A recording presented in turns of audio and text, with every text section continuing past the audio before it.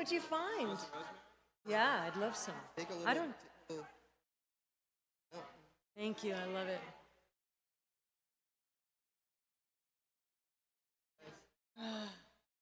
I love scent. I'm really into scent.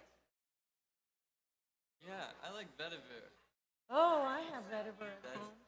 I haven't worn it in a while. That can be a powerful one, huh? It's strong. Lavenders. That's one of the best scents out there. Basil. Oh my gosh. I used to tell my former boyfriend, I would say, if I die, while we're together, make sure to have basil, like on my deathbed. Put it near my nose. I would love to see basil. Isn't that interesting? Yeah. Now I don't know if I'd pick basil, but I love it. There's so many. Myrrh and frankincense. We're blessed with really good smells in this life. I agree. That's one thing I will miss. The smell. That's one thing I'll miss. Not so much a lot of other things. In the woods. Yeah, if this was all a test and it was a questionnaire at the end of the line, like what three things is the most? Food, taste, smells. Smells very tied to your memory. Yeah. And the music. Oh, there's that. Taste.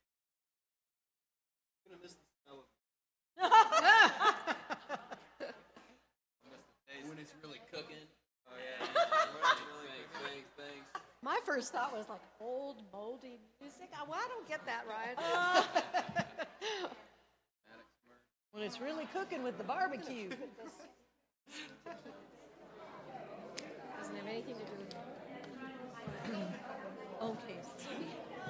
Young people from High Point University, they just rolled up in a bus. They're with the chapel at High Point, and they're on a spiritual pilgrimage. Come on. Their group is sampling different churches throughout the area today, and there are 5 of us. I think there are 5 of them. So are we going to mention? I'm gonna in the welcome. Yeah, absolutely. They were just coming off the bus as I was coming out of the. Hi, Wild. Hey, That is so cool.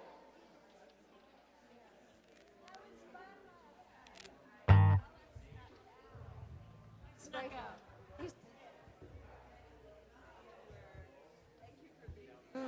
Okay.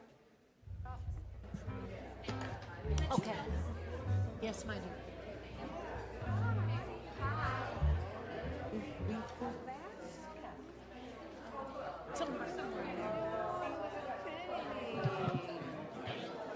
All right, we're ready to go. Did you get the signal?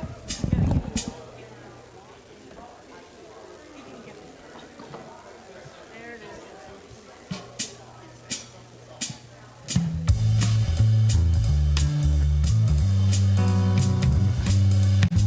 Good morning on this very special day where we honor the animals of this planet.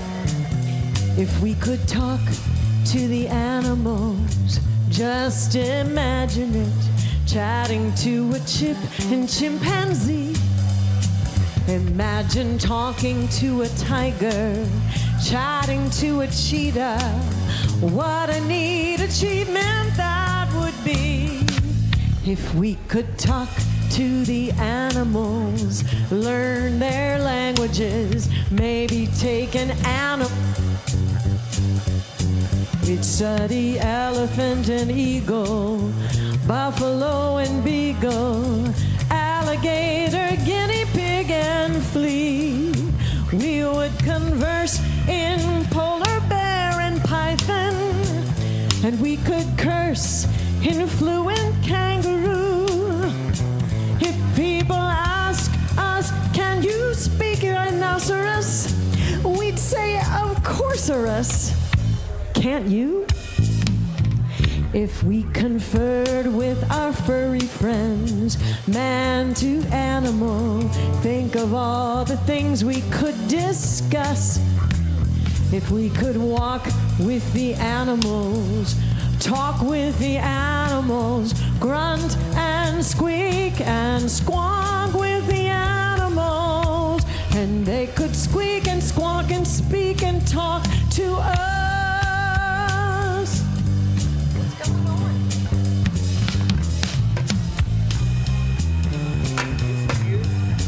Here we go.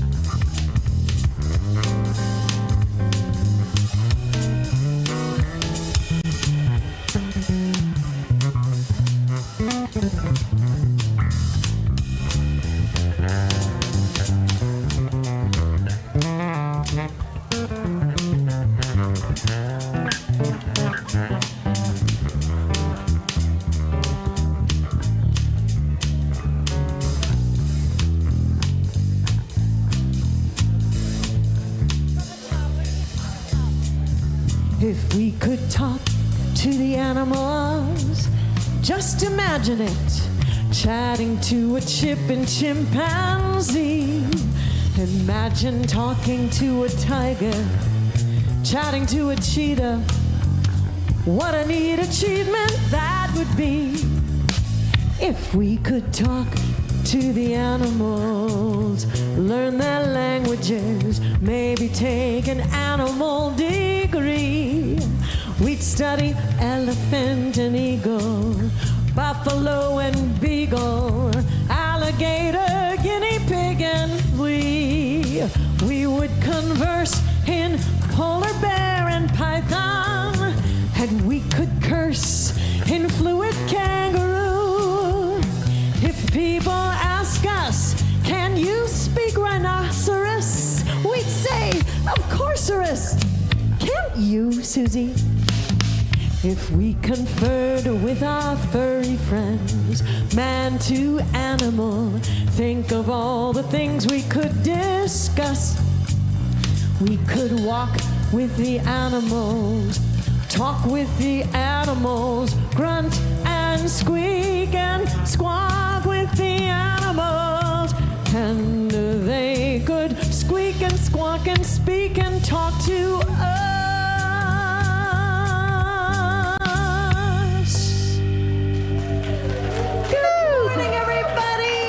Good morning, Jubilee. Thank you, Paula and the World Beat Band. That was You're fun. welcome. I don't know about you, but I'm excited about today.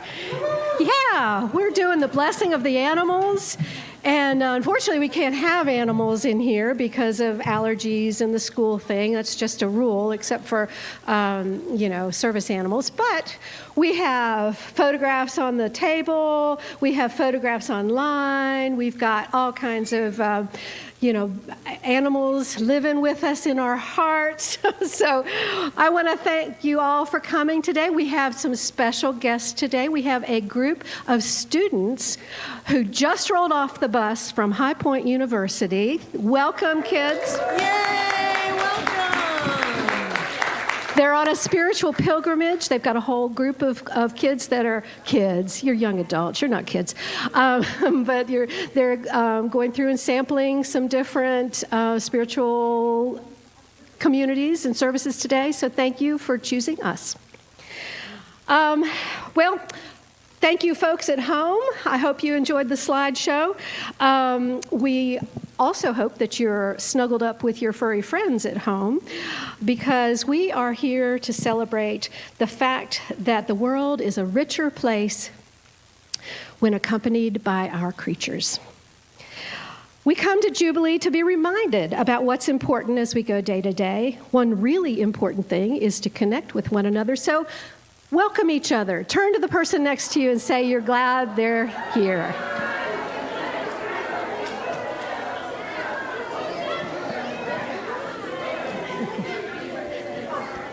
Today, yet again, we are celebrating the diverse world that we live in, but specifically the animal world, both domesticated and wild, the ones living in our homes and the ones living in nature, and the ones who usually live in nature but have noticed you left the door ajar and have come in to check out the cat food. Today is the traditional feast of St. Francis of Assisi. St. Francis saw every living being, be it human, animal, or part of nature, as a brother or a sister. He is a Jubilee kind of guy, for sure. There was a quote that struck me as I was preparing this that St. Francis said that I think is really apropos. I'll share it with you. If you have men, and men means people, if you have men who will exclude any of God's creatures from the shelter of compassion and pity, you will have men who will deal likewise with their fellow men. Celebrating animals isn't just about the animals themselves. It's about raising our awareness of the value we place on kindness, justice, inclusiveness, and peace. Lin Orndorf and Patricia Antolino will be offering the blessing of the animals later in the celebration. And Lin, our favorite fur mama, is going to be delivering the message. Thank you, guys. And just a reminder, after the celebration, please join us next door for coffee hour right in the building right behind us here, and, have a little bit of social time. So I came across a poem the other day that is by my new favorite poet. Her name is Angie Sullins, and I want to share it with you because I think this is the right day to share this. God is a dog. Not metaphorically, not in some poetic kind of way. I mean literally panting, drooling, wiggling, grace with paws. God doesn't sit up in some cosmic control tower judging your calories and catastrophes. Nope. God is under the table, hoping you'll drop a French fry, and when you do, she doesn't say, "Too bad, that's trans fat." She says, "Holy wowzer, thank you, that was delicious. I love you, I love you, I love you." You stumble in the door after screwing up everything again. And God bolts towards you like you're the best thing that ever happened to Tuesday. She doesn't care that you yelled in traffic or forgot to return the call or ate the entire pint of Ben & Jerry's with a spoon that still had peanut butter on it. She just wants to sit in your lap and sniff your face and listen. I don't know about your theology, but mine is built on salty snacks, dark chocolate, and the unshakable truth that mercy wears a collar and chews socks. When When you're crying in bed at 3 a.m., when you feel like a burnt piece of toast that no one wanted anyway, God jumps up beside you, licks your tears, and falls asleep with her nose in your armpit. Not because you smell good, because chances are you don't, but because that's where you are. And God always wants to be where you are. She's not interested in your 5-year plan. She's not keeping score. She doesn't care if you meditate or hydrate or know the number of your senator. She just wants to be with you.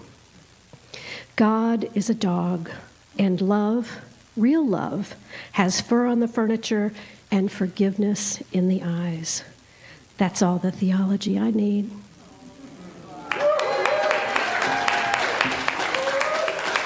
That's all we need, Susie. Thank you so much. Julie, come on up.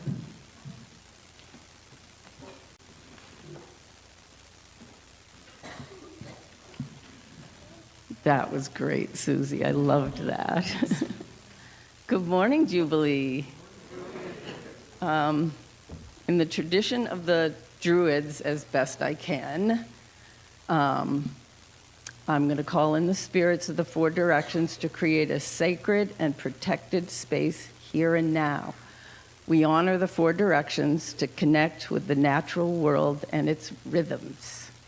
So, if you would like to stand, and please join me in facing the east.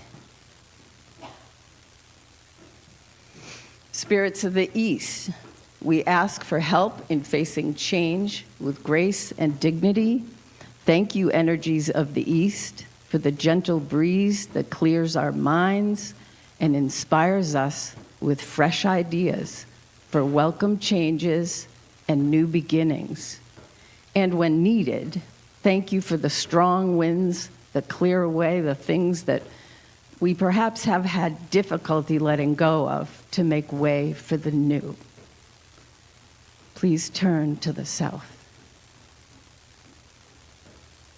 Spirits of the south, we ask for the courage to grow in ways that we may never have imagined. Thank you, energies of the south, for providing the warm glow of the sun that promotes the growth of plants that nourish all of Earth's inhabitants. And when needed, thank you for the fires that burn away the withered things that no longer serve us, providing fertile ground for the new growth to flourish. Please turn to the west. Spirits of the west, we ask for help with self-love and acceptance of our humanness. Thank you, energies of the West, for providing the cleansing rains that wash away the energies that are stuck and can harm us.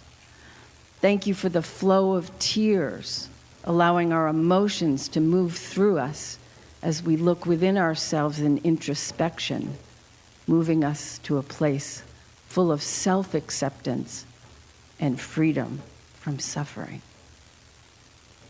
Please turn to the north. Spirits of the north, we ask for help in cultivating wisdom.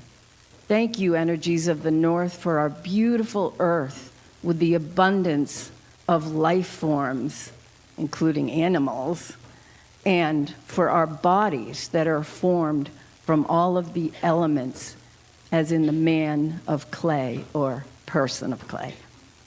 Thank you for your wisdom and ability to naturally balance all things in such elegant ways, setting the example for us to follow. Please face the center. Let's connect with the earth. Thank you, Mother Earth, for keeping our energies balanced, grounded, and centered in our hearts. Thank you for providing us with everything that we need. Now, let's also connect with the cosmos. Thank you for the ideas and inspirations to help us to grow, expand, and learn. Thank you for holding the stars, including our sun, that shine upon us, always blessing us. Join me in bringing all these sacred energies in our hearts to keep. Oh, yeah. Oh, yeah. Julie Dean, thank you so much. We are standing. Let us sing in the divine.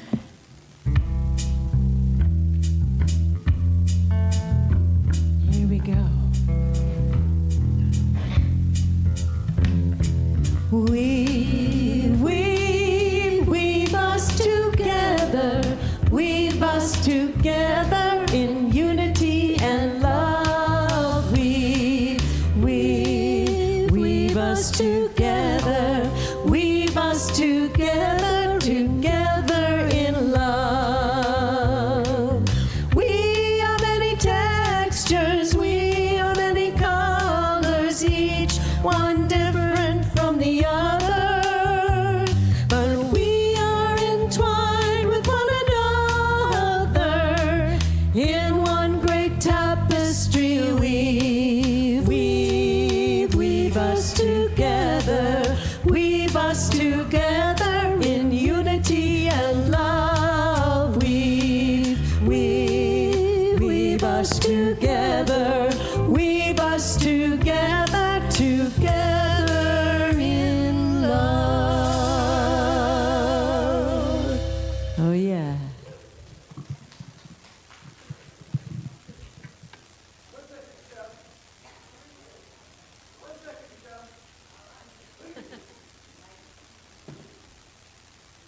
There you go, rock and roll. Thank you. All right, I can do it again. Good morning, everyone. Okay, so we had originally planned on having all the pictures you sent of all your critters up here on the screen in the very beginning and kind of rotating and streaming. But there was a little communication mishap, and they did stream on the live streaming. So when you get home today or later this week, you can watch the replay of today's Sunday celebration, and you'll see the pictures of all your furry friends up there, or furry, feathered, scaly friends. Okay, so the September-October birthday party will take place at 6:30 p.m. this Tuesday at O'Reilly's Bar and Grill. Today's your last chance to RSVP. So let Patricia, see, I almost did it again. Let Portia Orndorf know if you want to come to the dinner. Jubilee's communications team is exploring ways to grow our community's visibility. Please see me if you'd like to join the team. Even if you weren't able to come to session 1 of the Pathways to Community, you are still welcome to join session 2. And they take place on Saturday, October 18th, or Sunday, October 26th. Please fill out an interest survey and give it to Susie Davis today so that we know what topics you are interested in diving deeper during session 2. No King's Day 2 will take place on October 18th at 6 p.m. at Pack Square. Join together with millions of other citizens across the nation who are once again rising up to show the administration that America has no kings and the power belongs to we the people.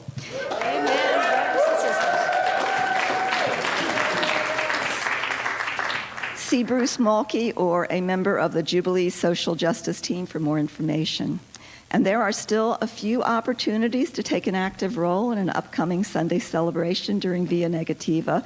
So if you're interested, contact Jean Marie Murphy, and she will get you on the schedule. And that is it for Jubilee in Action today. Thank you, Michele. The hunger basket is on the altar this morning. Every drop we put in there goes out to help serve those in our community who need a little extra help. Meanwhile, we're going to sing a song that I think you're going to enjoy. We had a little rehearsal with it last night. We'll see how it goes today.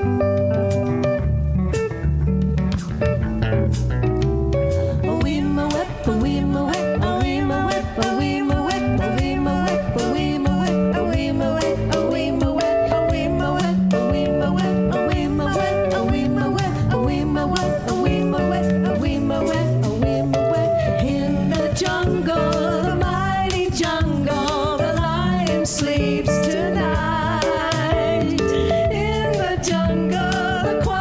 jungle, the lion sleeps tonight. Oh, weem away, oh, weem away, oh, weem away, oh, weem away, oh, weem away, oh, weem away, oh, weem away, oh, weem away, oh, weem away, oh, weem away, oh, weem away, oh, weem away. Near the village, the peaceful village, the lion sleeps tonight. Near the village, the quiet village, the lion sleeps tonight. Weem away, weem away, weem away, weem away, weem away, weem away, weem away.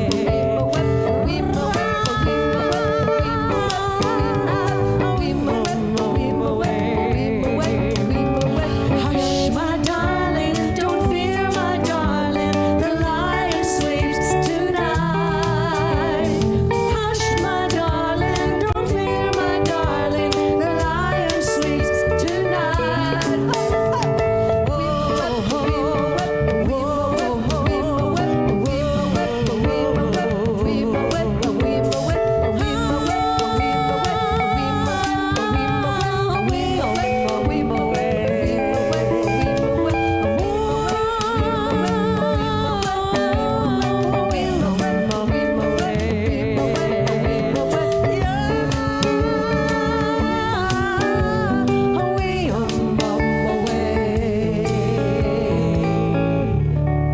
I knew you could do it.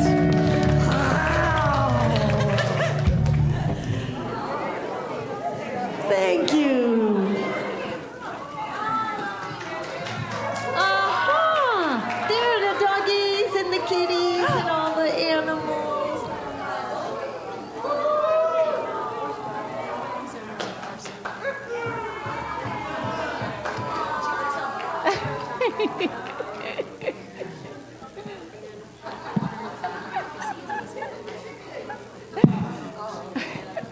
Hi, kids. So a few years ago, I was in a writing group, and we were tasked with writing a parable. So I wrote a parable called Hartley and His Carrot.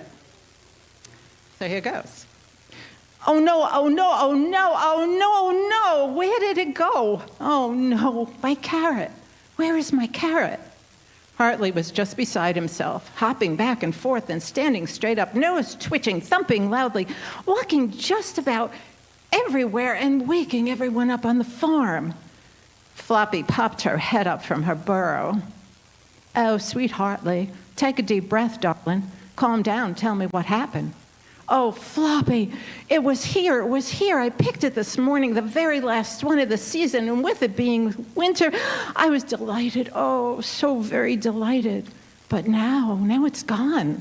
It's not where it was. It's not where I put it.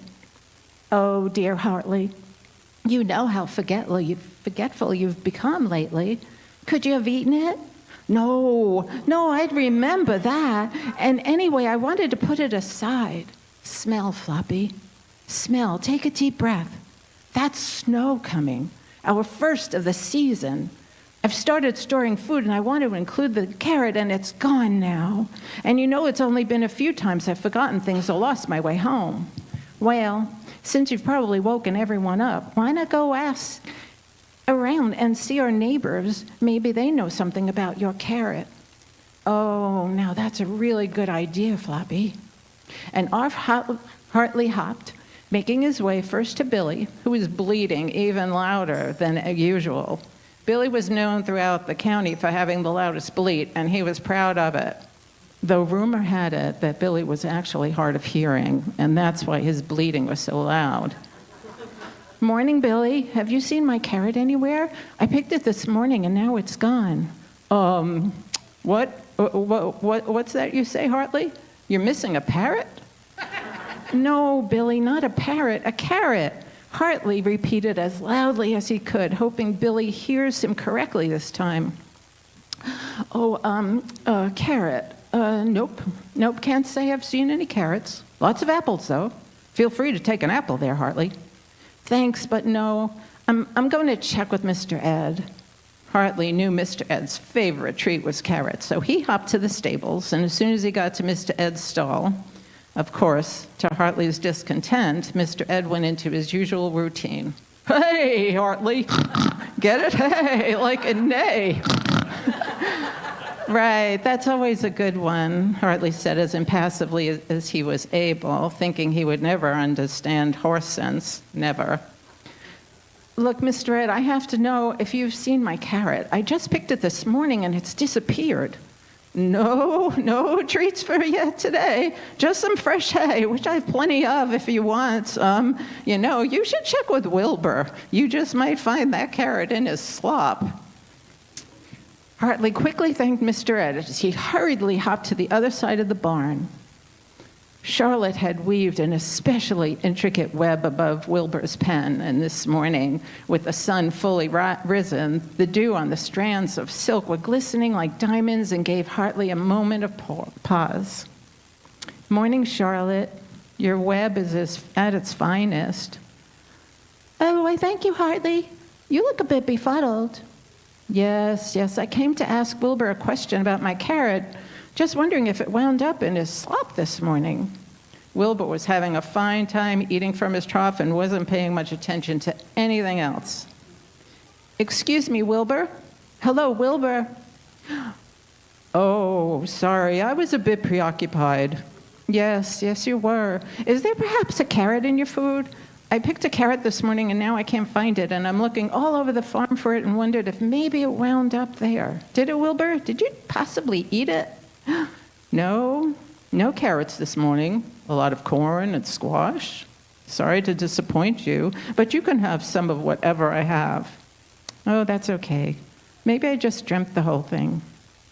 I'm going back home now, just a bit tired. We'll keep an eye out for that carrot, though, dear Hartley. Charlotte's kind words took some of the sting away, but definitely not all. Hartley rounded the edge of the farm and made his way to his lair, the disappointment weighing heavy on his heart.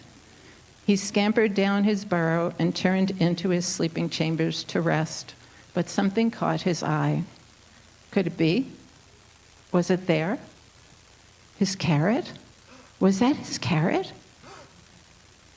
It's as orange and big and beautiful as he remembered. It was right there where he put it last. He sat for a while and tried to be happy, but, well, he realized sadly it was time. He made his way over to Floppy's burrow for the talk he really never wanted to have. It's true, Floppy, painfully true. My bunny-mentia is getting worse. Is your offer still good? Can I move in with you and your family? Why, of course you can. I get Thumper to dig through to your burrow to make things easier. We'll take good care of you. Tearfully, Hartley murmured a heartfelt thank you. The next morning, when Hartley raised his head up through his new den's hole, he saw not only the beauty of the farm blanketed in freshly fallen snow, but also a pile of corn and apples, squash and hay, left by his community of caring neighbors. He knew he was going to be okay.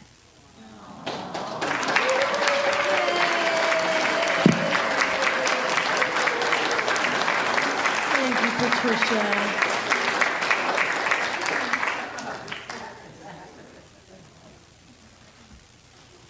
Well, now I think we're supposed to read the prayer of St. Francis. And I'm going to read it with you all. I think Michelle's going to put it up on the screen. There we go. Because it is the feast day, or I think technically the 4th is, but that's not a Sunday, so today is. And St. Francis was an animal lover and had a lot of respect for them. And we're going to do this prayer, which we've done before. It's a really good one. So if you'll join me. Spirit, make me an instrument of your peace. Where there is hatred, let me sow love. Where there is injury, pardon. Where there is doubt, faith. Where there is despair, hope. Where there is light. Where there is sadness, joy. O divine Creator, grant that I may not so much seek to be consoled as to console. be understood as to understand, to be loved as to love. For it is in giving that we receive, it is in pardoning that we are pardoned, and it is in dying that we are reborn to eternal life. All right, thank you.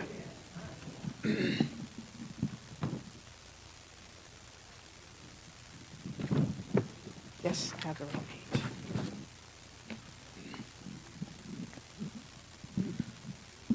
Okay. We're now going to do the blessing of the animals. So we're going to each take a line and ask that you repeat it after we say it. So could you please stand for this? Thank you. Blessed source of all life, maker of all living creatures, you who made the fish in the sea, the birds in the air, the animals on the land, who inspired St. Francis to call them brothers and sisters.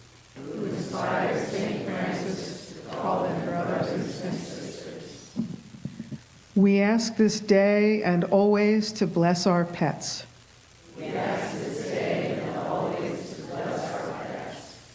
They are our cherished family members and companions. Who bring light to a world that can be dark.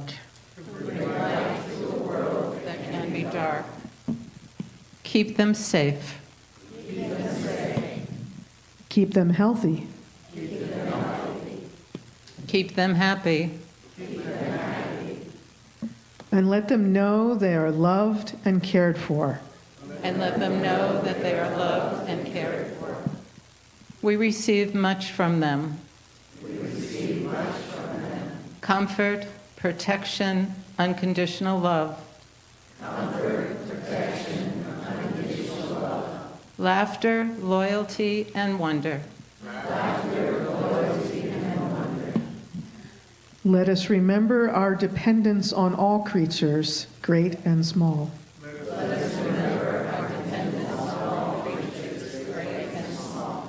Who reveal your loving presence.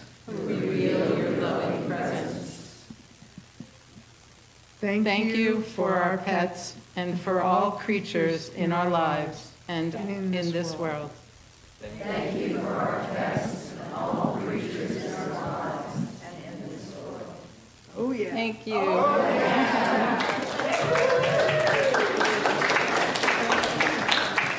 Thank you so much.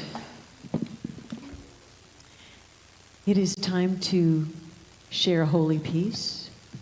And because we had the blessing of the animals, you're also invited, if you care to receive communion this morning, now's the time to go back to the Western Wall. And if you have a special prayer that you need assistance with, now is the time to go back there as well. Meanwhile, we will sing our song of peace. Midway through, we can offer this peace with one another through a smile or a handshake or a hug, whatever you're comfortable with. Let's sing.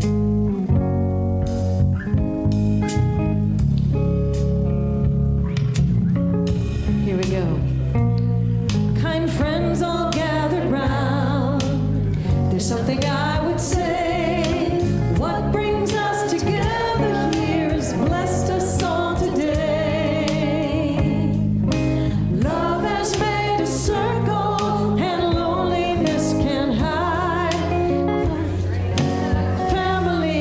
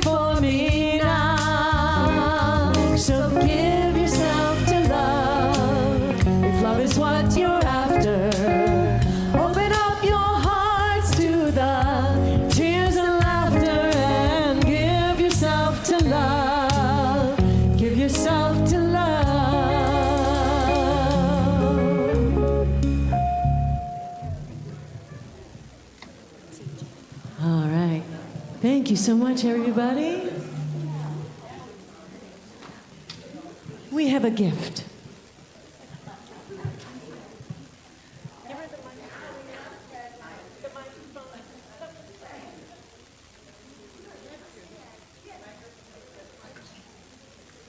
Where is the check?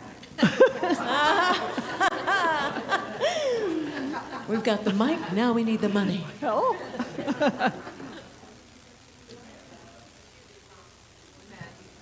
We're going to imagine we have the check. Okay.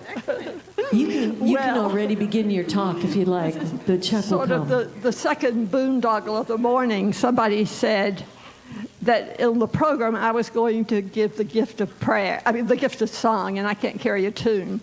Once I escaped to that and you escaped to that, I'm very happy today. It's my pleasure to present to Land of the Sky United Church of Christ $1,000 from the Howard Hanke Legacy Fund. It's especially a pleasure. Well, there's a check. The check. It's especially a pleasure to have Gretchen Gordon here to receive it. Her mother is my neighbor at Brooks Howell and dear friend. And so, her two daughters, you saw squirreling beneath someone took them to the playground. So we can't introduce them. So Gretchen, I'm going to shut up and let you tell us. And this is being given to honor their commitment to the dignity and the rights of our immigrant community. Especially, they do a lot of good stuff, but I'm going to let her tell you. Thank you very much, Mary Emma, and thank you all. I'm here to offer my deep gratitude for this gift and the support of the immigration justice work that takes place through Land of Sky, United Church of Christ. Pastor Sarah Wilcox sends her greetings and her gratitude also to Mary Emma and her advocacy for this work.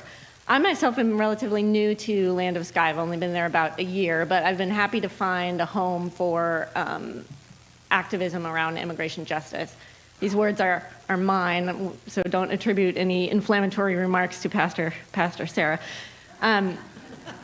So Land of Sky's immigration justice work happens mostly, though not entirely, through an interfaith effort called Faith Communities for Immigration Justice, which Pastor Sarah co-leads. And FCIJ, as it's called, was originally faith communities organizing for sanctuary. And this sprouted up around 2017, 2018, during those attacks on the immigrant communities. And so faith communities came together to offer sanctuary.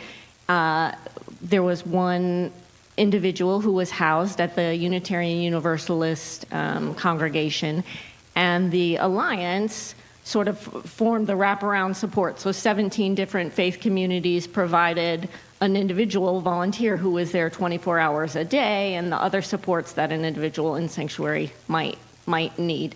So that's kind of the idea, is that faith communities coming together. But after the COVID and faith communities for organizing for sanctuary went dormant for a little bit and then reemerged excuse me, after the last election, with the recognition that what we're facing now is going to be worse than what was faced before. And also, it had a need to kind of reinvent itself. There used to be what was called the Sensitive Areas Memo within our structure of Homeland Security, which protected, to some extent, places of worship, hospitals, and educational facilities against immigration enforcement. That has been done away with. So this idea of how do we provide sanctuaries and whether our faith communities are a sacred space that can provide sanctuary has kind of been thrown out the window. So the group was called to kind of reimagine, okay, what does it look like to provide sanctuary, and what is a more outward-facing, diverse set of strategies that we can offer in connection with immigrant communities. So we do this work, after it was rebranded, Faith Communities for Immigrant Justice. We do this work together with our local immigrant partners, which is Compañeros Inmigrantes de las Montañas en Acción, CIMA. That's the local organization, and also with regional organizations like Siembra, North Carolina. taking our lead from them as the frontline communities.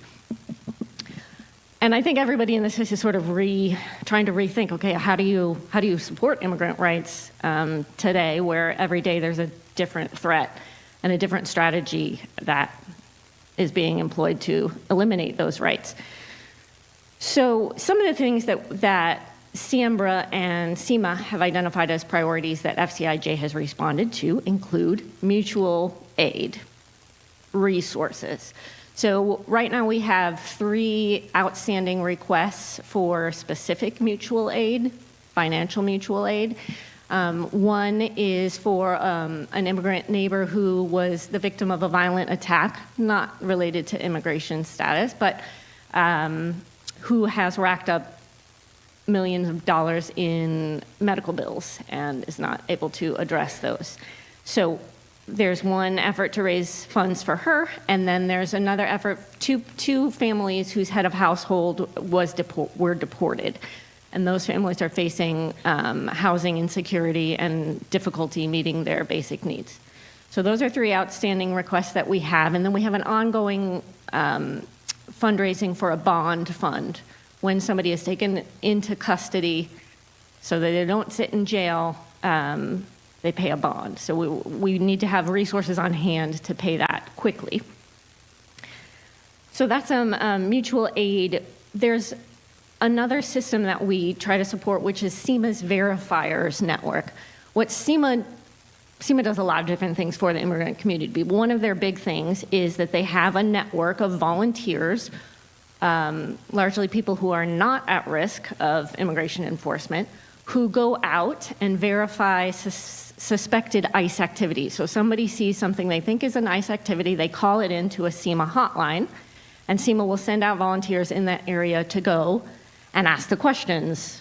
Who are these masked people who are taking somebody? What agency are you with? To document, to record, so that either you're preventing a situation or you're creating a body of evidence so that somebody can defend their rights later, but also so that the community is not constantly under a sense of attack, right? So right now, any SUV that drives around can spread fear in the community that there's an ICE raid, that there's going to be a concerted attacks. And that fear means that people are afraid to go to school, people are afraid to go to the doctors, people are afraid to go to any appointment or just be in the community because they think that there might be an attack. So part of the work of the Verifiers Network is to sort out what's a rumor, what actually is a threat, and to provide that verified information to the community so they can take necessary measures. So I'm going to ask everybody to take out your phone right now and enter in there a phone number. You can list it under ICE or SEMA ICE, or whatever is going to jog in your memory. If I saw something that looked like ICE activity, and we know that ICE doesn't have to actually identify itself, it can pretend to be other agencies, or just wear masked, nameless uniforms. Okay, here's the number, 888-839-2839. So it is 888-839-2839. That's SEMA's community line. And I say that less so that you would report a suspected ICE encounter, because the chances that you actually see an ICE encounter are pretty slim. And we don't want people going out and reporting every time they see a police car or whatnot, right? Because that's going to create a lot of effort for SEMA. But if you see other people sharing rumors, ICE was downtown, or ICE is in, the grocery store or whatnot, that have not been verified, say to them, have you called it into the hotline, so that it can go through the proper channels and we don't have rumors spreading around about ICE that people have to get worried about unnecessarily. So that was my little community service announcement. So supporting that network because the verifiers get trained, the verifiers, it takes resources to run that hotline. That's another source of the financial mutual aid. CIMA. Okay, and then another area where we support CIMA is through accompaniment. As I mentioned, this fear leads people not to want to go out into the world. So accompaniment is training volunteers who can accompany somebody who might be at risk. It can be as simple as to a grocery store or to an appointment at their kid's school or a doctor's visit or whatnot. Or it can be a little more complicated, accompanying them to a court proceeding. So CIMA trains volunteers to do that accompaniment work. And if people are interested in that work, you can connect to that through FCIJ. We held some workshops for faith communities to try to solidify our spaces so that if ICE were present in our spaces, we would have some protections in place. We're also doing some outreach to local businesses so that they can take steps to protect both their employees and to any clients, customers who go to those businesses. So that is all organized around the Fourth Amendment, which protects us from unlawful search and seizure. So that work that's done with businesses is called Fourth Amendment Workplaces. It's spearheaded by Siembra, North Carolina, but we are training volunteers to go approach local businesses and ask them to display a little sign that says, everyone's welcome here, but if you're a federal agent, to enter past this point, we'll need to see a warrant signed by a judge. And then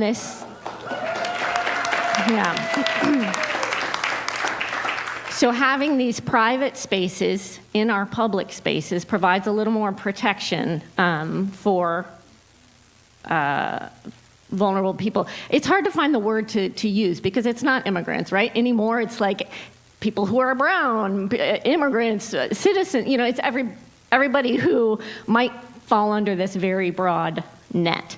So if you're interested in helping with this outreach to businesses, or if you know a business owner who might be able to get something done, let me know about that and we can sign you up. So we asked them to put up the sign, to do some training with their workforce, and to sign this pledge to protect their workers and their customers. Another piece of the work is around a narrative, and this is a new initiative of Faith Communities for Immigrant Justice, but I think it's important that we see the attacks on immigrants as a strategy to unravel institution and rights of everyone. Like, that's the way they're getting in. It's not necessarily about immigrants, but that's a really useful ploy right now to create this other, to create this enemy, to create this sense of insecurity that then you can have a state of emergency and get rid of everybody's rights, right? And you can also silence people into defending their own rights.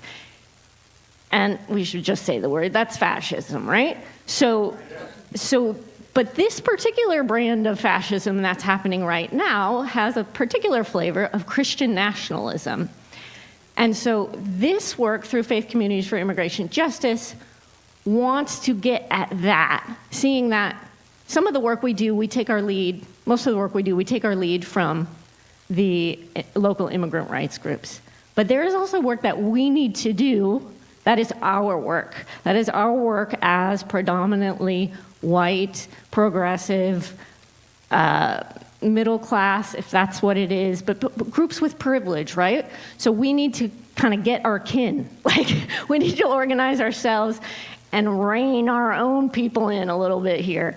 And so this initiative aims to organize faith communities to counter this narrative that immigrants are a threat or a danger. So it is a love thy neighbor, defend immigrant rights, specifically a faith-based messaging. We want to organize faith institutions and their people to put up signs that say, love thy neighbor, defend immigrant rights, to take a pledge to do that, make a public commitment, and to take concrete actions through advocacy, accompaniment, action, mobilizing, mutual aid. So we're going to have these banners that faith institutions can display, organize their congregations or their communities to put up yard signs. All those banners and those yard signs direct to a website, which has a pledge, which says, this is what we believe. We believe love thy neighbor. We believe speak to justice, protect the vulnerable. All these things that are kind of like tenets across all faith institutions, but that can kind of counter the narrative that somehow an attack on immigrant rights is Christian or holy or endowed with morality.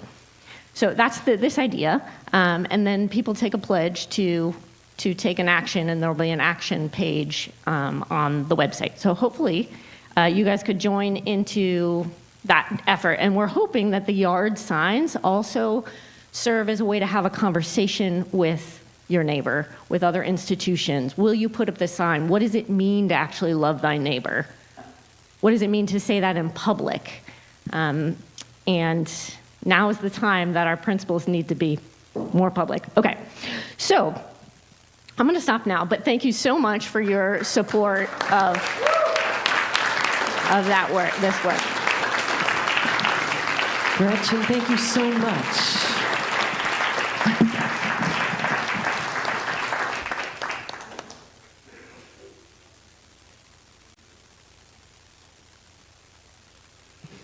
Thank you, Gretchen. I think we all learned a lot about what they are doing and what we can be doing. Next. Thank you. That was awesome. I know most of our animal neighbors and fellow community members don't engage in things like fascism or tyranny, so we should pay attention to them more. All right. I have some readings for you. I had pages of these. I told Jean Marie I took a little bit, and I know they're a little bit shorter in the bulletin, but I'm going to keep them short. So the first one is a hymn you all probably know from Cecil F. Alexander. I think the F is for Francis, which kind of fits with the Sunday. All things bright and beautiful, all creatures great and small, all things wise and wonderful, and I changed it, Spirit divine made them all. This is a passage from Job. It's in a version of the Bible called The Message. But ask the animals what they think. Let them teach you. Let the birds tell you what's going on. Put your ear to the earth. Learn the basics. I have two passages here from people in the field of biomimicry, and I'll talk about that a little bit. The first one is from Krista Avampato. She's also an author. Life finds a way is not just a clever line from Jurassic Park, but one of the most profound truths of our planet. Life has found a way through the most tumultuous of times, ice ages, mass extinction events, fire, flood, and famine, and it has much to teach us. And from Janine Benes, who actually coined the term biomimicry, she says, the truth is, natural organisms have managed to do everything we want to do without guzzling fossil fuels, polluting the planet, or mortgaging the future.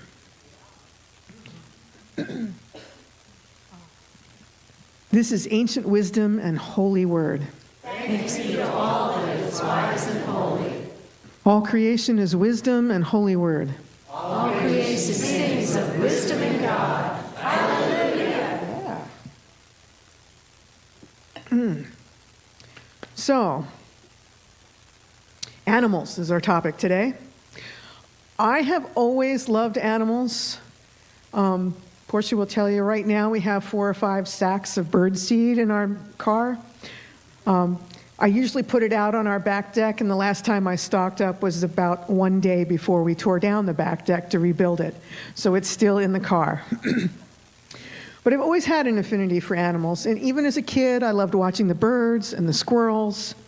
I spent time with my tabby cat. His name was Schroeder.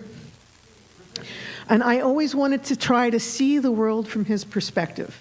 So I would do things like get down on the bottom of the TV stand. I don't know. And you know, at the bottom there was a shelf where you could stack up your newspapers and magazines. He would sit there when the sun would come in the window, and it was just toasty and cozy, and he'd make that little meatloaf form with his paws curled under in the front. I tried that. That TV stand was not built for somebody of my size. Well, even then, and I was a pretty young child, and the TV came down. Oh, you know, to break the TV was a huge sin back in those days. But it was also on that TV where I got to watch things like The Undersea World of Jacques Cousteau and Mutual of Omaha's Wild Kingdom. And even though I only saw things in a multitude of shades of gray and black and white, the corals and clownfish, the toucans and the tigers were just as transfixing in those shades, and I was just awed by them. And then I saw a documentary about Jane Goodall, who just recently died. It was about the chimpanzees in Gombe, and she studied how they took care of each other. They would fight over different things. And one of the bits and pieces of wisdom that she brought to us that we didn't really know, or at least nobody talked about until then, was that chimpanzees actually fashioned their own tools and used them to solve problems. They make fishing rods out of twigs that they take all the leaves from, and they push it down into termite mounds to get the little morsels out. I think that's the only thing that dies in what I'm going to say here. They also use different stones to break open nuts and other yummy treats. They're also not the only creatures now that we know who use tools, but this begs a question. We always use tool maker as something that set Homo sapiens apart from the rest of the animal world. So what does it mean if we're not the only ones who can make tools to solve problems? Who are we? But we have a lot we can learn from them, obviously. Besides making tools, I don't think I want to fish for termites. But maybe we can honor them better, because most of the animals on this planet have been around much longer than people. We have to pay attention to what they're doing, like Job suggests. Take time to ask them and think about, and to know what they think, what they know. What are they doing? What are their stories? And we should probably pay attention to them, because if they've already done it, we know past is prologue, right? They've been around much longer than the two-leggeds. So, and as much as I like chimpanzees, I know they have a lot to teach us and how they relate to each other. They're not my favorite animal. And actually, my favorite animal is not one of those cuddly ones. It's not even feathered. I don't even think they really have scales, but they have really tough skin and big teeth. My favorite animal is the American alligator. This goes back to when I was a small child and went to Florida in 1972 when Disney World opened. And I met alligators. I was fascinated. I learned to honk like them. Most people describe it as sort of a cough or a chomp kind of sound, but I could make that noise across the lagoon where we were staying, and they would answer me. It's sort of like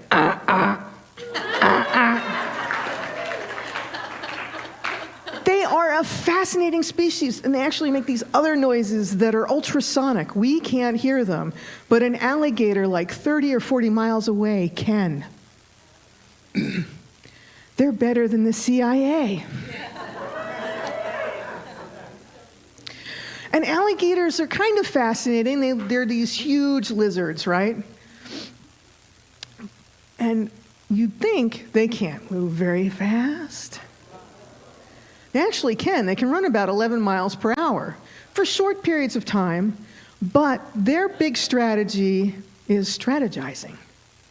They sit quietly, they observe what's going on, and where their favorite snacks are walking, probably including poodles. And they wait for the right moment to charge and snap at something. And we could probably learn from that patience part of it, because they'll sit there all day and wait for something. Now, the crocodilians, that's an alligator is a crocodilian, their family tree goes back about 230 million years. They've been around since before the end of the age of the dinosaurs. In fact, they've survived not one, but 2 mass extinctions. That's pretty good information for us. Maybe we could figure out what it was that they did so that we can do the same. And they have been able to adapt to survive in fresh water and salt water and all the flavors of water in between. And they keep adapting just slightly. And you know what? Even though they can only run 11 miles per hour, and they're getting closer to us because it's getting warmer. So beware, they sit quietly waiting. I do hope that we can learn from them so we can adapt to global warming, but I hope we don't drive them to extinction first. But there's a lot we can learn from other animals. And one of the other species is an interesting case as well, because they're not quite one thing in some ways, but they are. Penguins. Penguins are an interesting case. When my mom was growing up in the 1950s, there were 2 things she wanted as pets that my grandparents did not allow her to have. One was she wanted a pet pig to keep in the backyard. My grandmother said, definitely no. The other was a penguin. And she told them, well, of course, I know exactly where we'll keep a penguin, in the bathtub. We just need a lot of ice. She didn't get her way. It's one of the few times, probably. I understand her fascination, though, with penguins.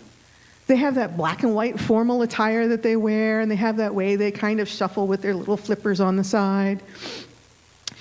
And they're amazingly agile in the water. They don't fly in the air like other birds, but they do fly in water. They go back about 60 million years, so they've also been around for a long time. And they actually have ancestors who flew. And I guess technically they had ancestors who came out of the water, so they've kind of gone full circle. They're one of our examples, too, that gender and sexuality is not as simple as a dualistic binary system. You all might be familiar with the book And Tango Makes Three. It's a children's book. It's terribly cute. It was published about 20 years ago. It recently celebrated its 20th anniversary, and there's just been a little court case about it, so it was in the news again. Roy and Silo were a pair of penguins, I think in the New York Central Park Zoo, and they ended up raising a chick because a zookeeper saw them. They kept trying to hatch rocks, and they couldn't because they're both male chinstrap penguins. They couldn't produce their own egg. But they successfully raised this one, and she went on to have her own bonded family. And it's just one of those stories that reminds us that families come in all shapes and varieties. And we could learn a lot from that because those 2 penguins, they just loved each other, and they had hope that they could have a bigger family. And humans came along and helped. Nearly all penguins live in the southern hemisphere. The exception is a group in the Galapagos Islands, which is right on the equator, so you could argue, is it really the southern hemisphere? And in southern hemisphere, the seasons are the opposite of what we have. So Australians get to celebrate Christmas just after summer solstice. I can't imagine lighting a Yule log on fire in summer. And for the 7th continent at the bottom of the world, fall and spring really merge with winter and summer to create just 2 really long seasons. One of sunlight, one of starlight and moon glow. And 2 penguins, 2 different species of penguins. One is the king penguin, One is the emperor penguin. That's what this picture is. They live there. They decide that's where they're going to raise their young. There's nothing there but snow and ice. But they get out of the cold waters. Now remember, the seasons are a little opposite, but they come onto land, and usually about March or April, and they start to shuffle.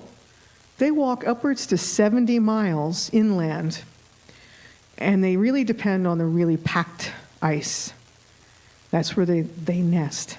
So we use that term a little loosely there. These penguins are pretty big.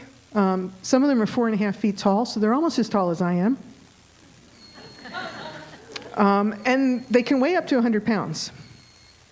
So it's a big bird, but not Big Bird, a Sesame Street fame. But they do have a little yellow coming off their ear that splashes onto their chest a little bit. They might be cousins. No? And we actually kind of count these penguins from satellites. We watch where their colonies are, because nobody, even humans, we don't have a toehold hardly in Antarctica. It's too extreme for us. So these birds will pair up. They do a little courtship dance. You've probably seen pictures of them. They kind of nod towards each other. And then they'll produce an egg. Well, the female usually produces the egg. I don't think nature has gone quite that far with it yet. And then she passes it very carefully. They shuffle it from her feet to his feet. And then the male penguin uses his beak and pushes it up into a brood pouch that he has, because like the seahorse, it's the males that incubate the young, and then they hatch. But then the females, they jump back in the water, and they're out of there. They're going to go eat krill and other little shrimps and have a good time, while the males stand on the ice with their eggs tucked under them. It takes about 2 months for those eggs to hatch, and during that time, the females are nowhere to be found. Now, I mentioned it's extreme there. In the summer, the Antarctic has an average temperature that hovers just above freezing, reaching highs of balmy 34 degrees Fahrenheit. But in the winter, those temperatures drop to negative 74 degrees Fahrenheit. Whew, that's cold. And it's really cold. We're talking about animals. I'll use this line. It's colder than the balls on a brass monkey. By a long shot. And it doesn't even include the wind chill factor, because the winds will blow 30, 50, 60 miles per hour. All through that dark, intense cold, these penguins, these papa penguins, protect their eggs, the future chicks. They keep them warm, and they have to keep them warm at about 100 degrees Fahrenheit. How do they do that? They work together. It's the only way. So as it's getting colder and darker, the penguins kind of start to move together. They form small bunches and loose groups that grow larger and tighter. And eventually they're in these really tight groups, and they hunch over a little bit, like you can see there. They have their heads down. The wind blows over them nicely, leaves a thin layer of calm air above them that helps buffer the cold and insulate them.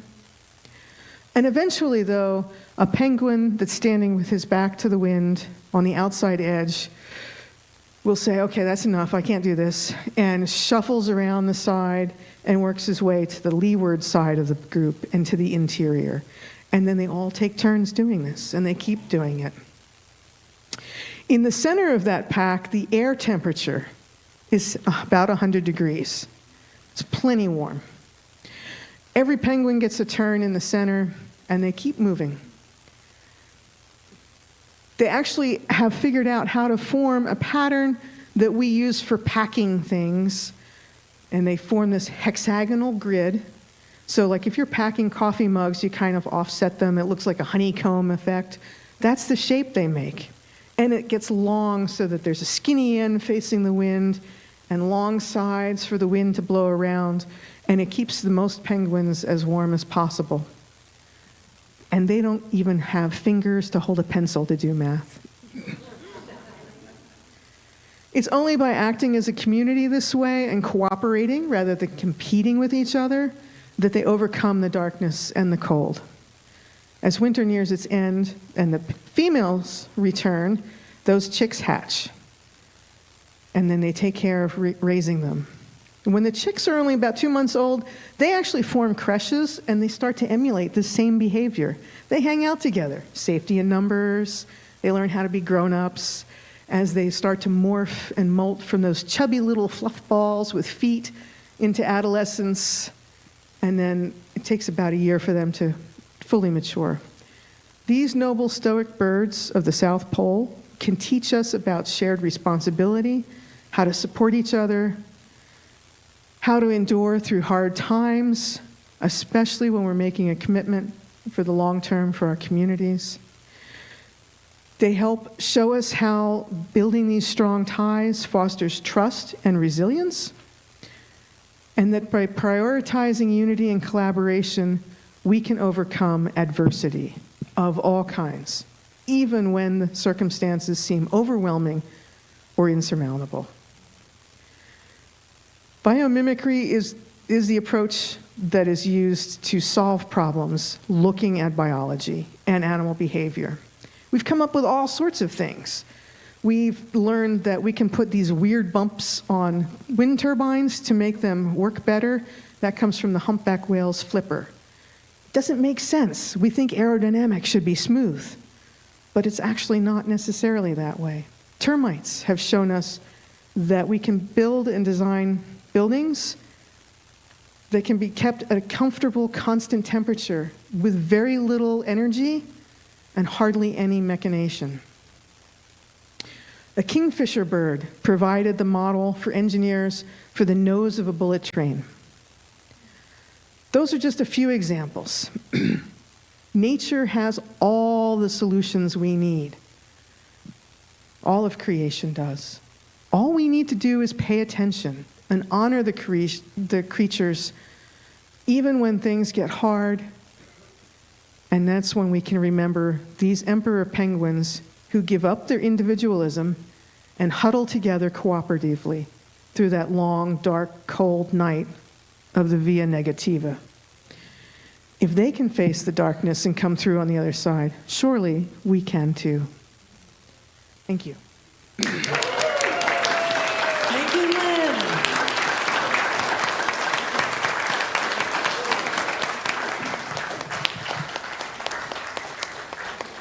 The wise animals, yes, thank you so much.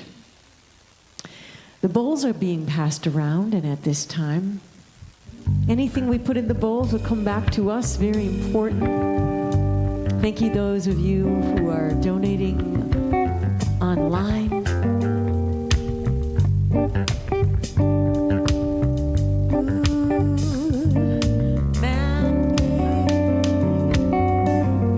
Here we go. Give the names to all the animals in the beginning. In the beginning, man gave names to all the animals. In the beginning, long time ago. Well, he saw an animal that liked to growl. Big furry paws and he liked to howl. Great big furry back and furry head. I think I'll call it a bear. 'Cause man gave names to all the animals. In the beginning, in the beginning, man gave names to all the animals. In the beginning, long time ago. Well, he saw an animal up on the hill, chewing up so much grass till he was filled. Well, he saw milk coming out, but he didn't know how. I think I'll call it a cow. No man gave names to all the animals. Yes, he did. In the beginning, in the beginning. Man gave names Thank you, Sandy. to all the animals in the beginning. Thank you, Kathy, our new board member, Sandy, helping us with our thank you, helping us with our giving and receiving this morning. So we offer these gifts, everyone, on behalf of all of our ancestors of the past, to this present, and to the future. And we receive these gifts, jubilance, with much appreciation. We will use it well. Thank you, thank you, thank you. Are you ready to sing ourselves out this morning? Here we go. Let's do it.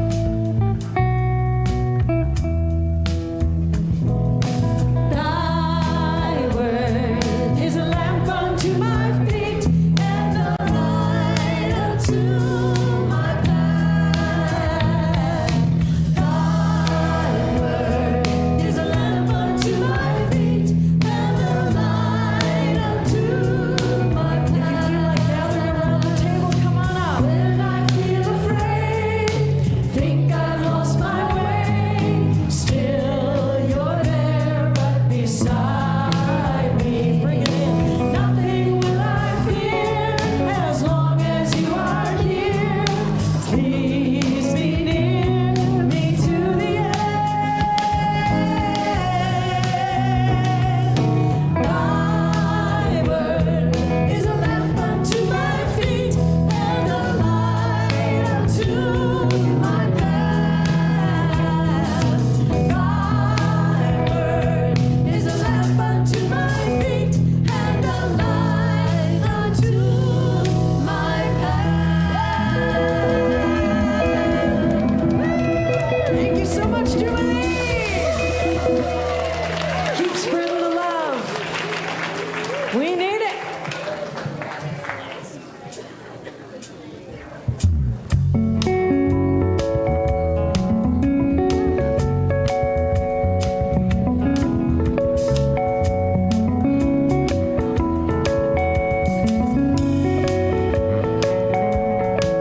On the first part of the journey, I was looking at all of life. There were plants and birds and rocks and things. There was sand, hills and rings. The first thing I met was a fly with a buzz and the sky with no clouds.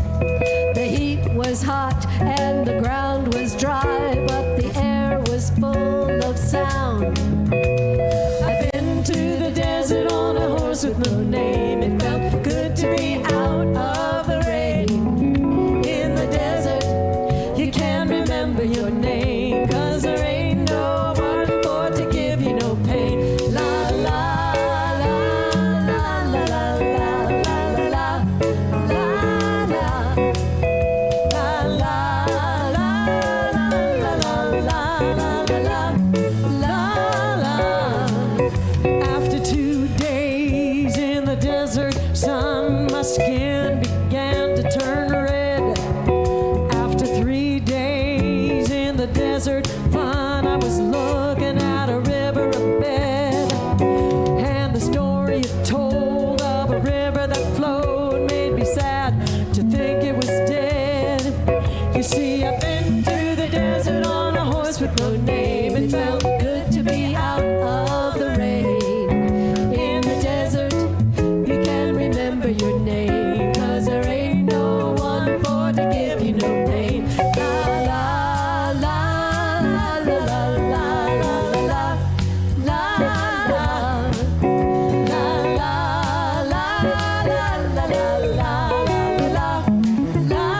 This is the World Week Band, everybody. We got Chris on guitar this morning.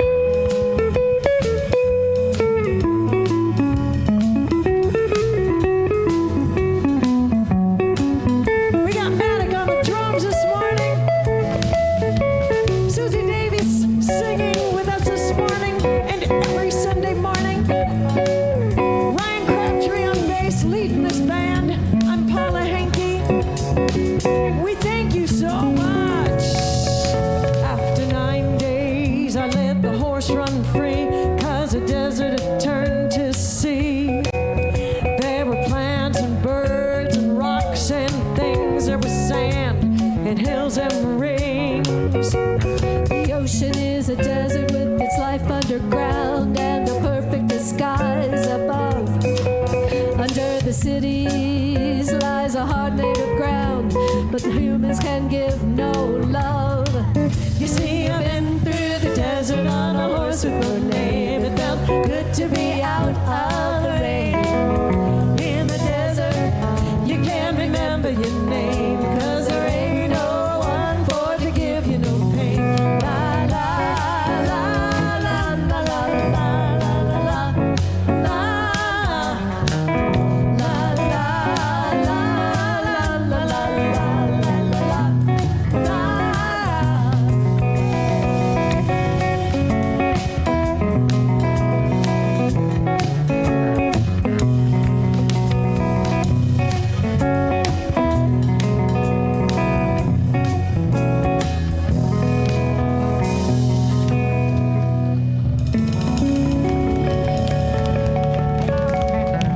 Blessings to you all, blessing to the animals, blessings to this planet. Keep feeling the love, everyone.